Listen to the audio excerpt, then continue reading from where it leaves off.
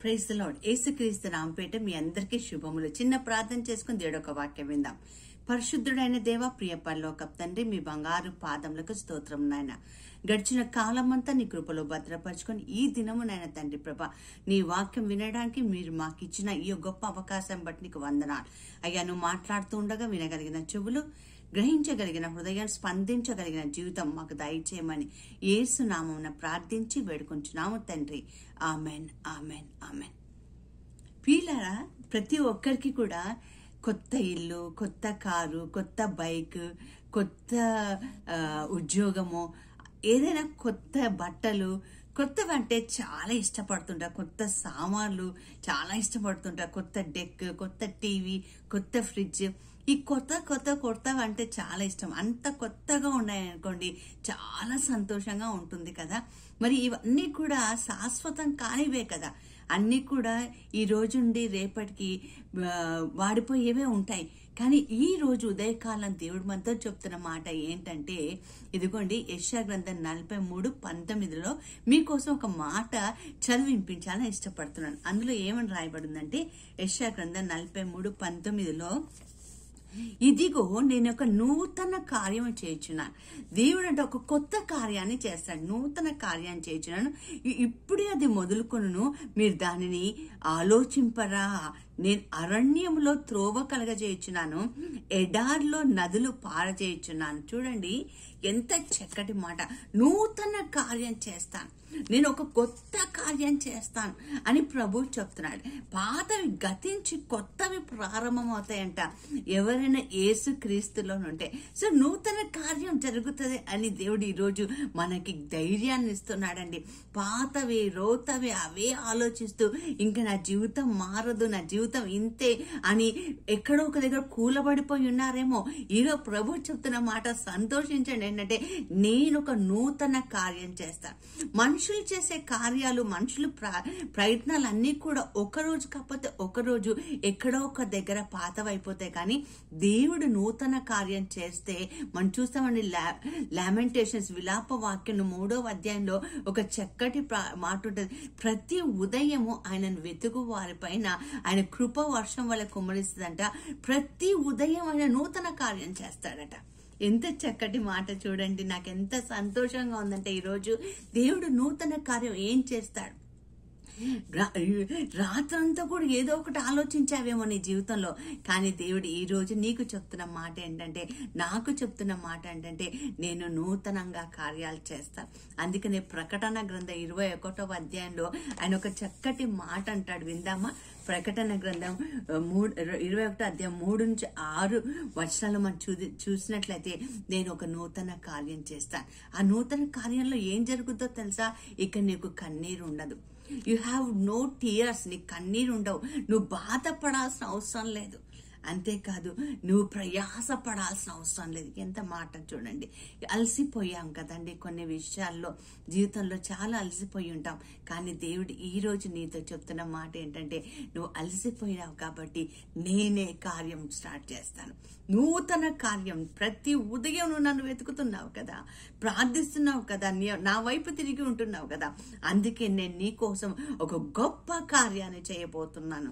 అది మనుషులు ఎవరు కూడా త్రోసి వేయలేరు. దేవుడు చేసినది ఏ మనుషుడు కూడా వాళ్ళకి అసాధ్యం అండి తోసివేయడానికి. సో నీ జీవితంలో దేవుడికి ఒక ప్రణాళిక ఉంది. అందుకని ఆయన అంటున్నాడు, నూతన కార్యాలు. ఏం కొత్త లేదండి, అంతా పాతగానే ఉంది, రోతగానే ఉంది. జీవితంలో ఏది మార్పు లేదండి.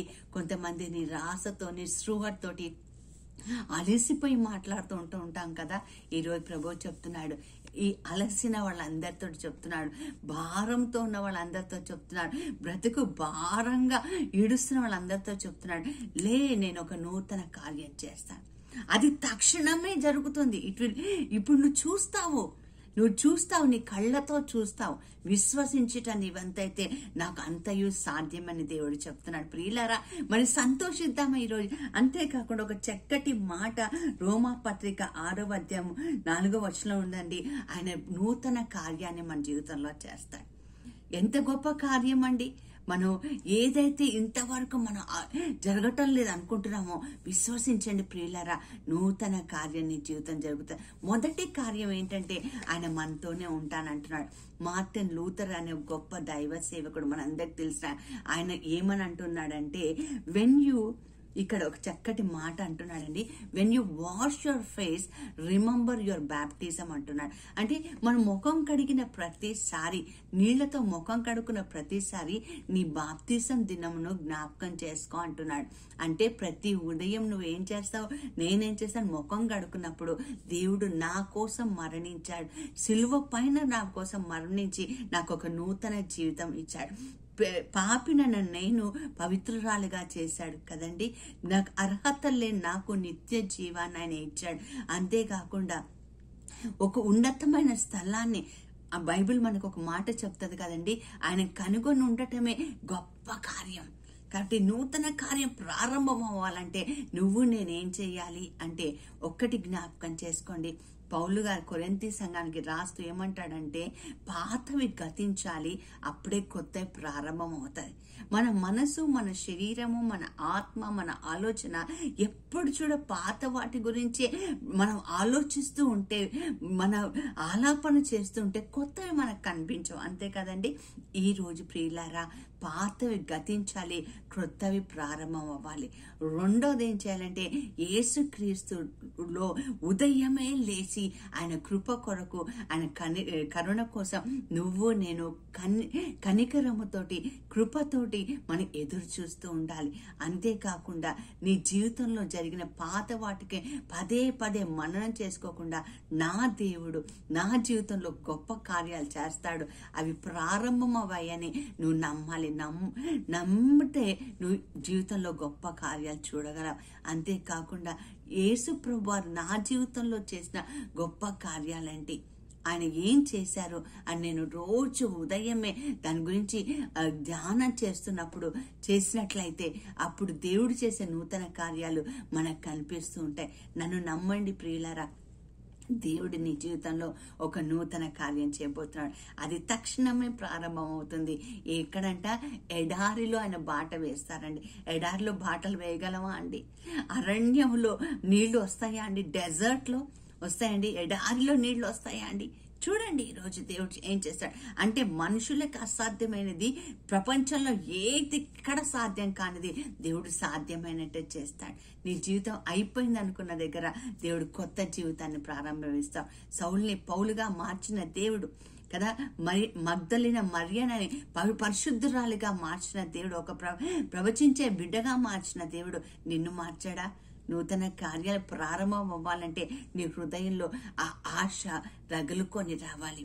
దేవుడిచ్చే నూతన కార్యానికి నీ ఆత్మ, శరీరము, సమస్త వ్యక్తిత్వము రెడీగా ఉండాలి. సో బిగిన్ ఏ డే. ఈరోజు ప్రారంభిద్దామండి నూతన కార్యం కోసం, నూతన దినాన్ని ప్రారంభిద్దాం. ప్రార్థన చేసుకుందాం. పరిశుద్ధుడైన దేవా, ప్రియ పరలోకపు తండ్రి, మీ బంగారు పాదములకు స్తోత్రం నాయన. గడిచిన కాలం అంతా నీ కృపలో భద్రపరచుకొని ఈ దినము తండ్రి నాయన నువ్వు మాట్లాడుతుండగా వినగలిగిన చెవులు, గ్రహించగలిగిన హృదయం మాకు దయచేసి నీవు చేసే నూతన కార్యానికి ప్రభ మేము ఎదురు చూసి నిరీక్షణ కలేవారమ్మాయి ఉండే కృపను దయచేయండి.